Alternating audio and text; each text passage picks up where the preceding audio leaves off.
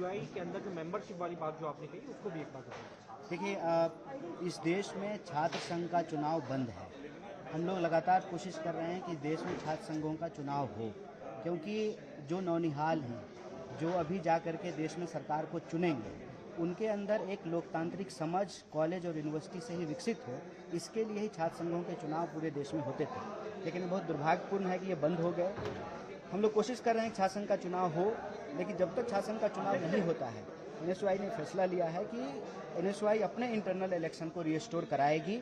और यह इलेक्शन जो है वो ओपन इलेक्शन है। कोई भी भारत का नागरिक जो संविधान के मूल्यों में भरोसा रखता है वो मेंबर हो सकता है, और कोई भी मेंबर जो है वो चुनाव लड़ सकता है।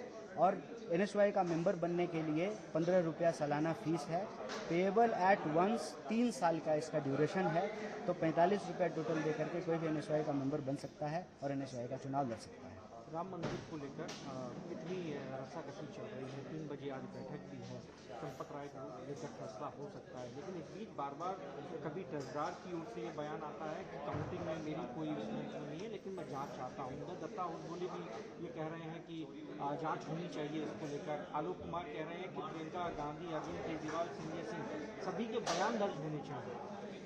तो ये तो बड़ी अच्छी बात है। चोरी के आरोप लगे हैं जिन पर, जांच उनकी बजाय जो है जो चोरी के आरोप लगा रहे हैं उनकी होनी चाहिए। तो बड़ी दुर्भाग्यपूर्ण बात है।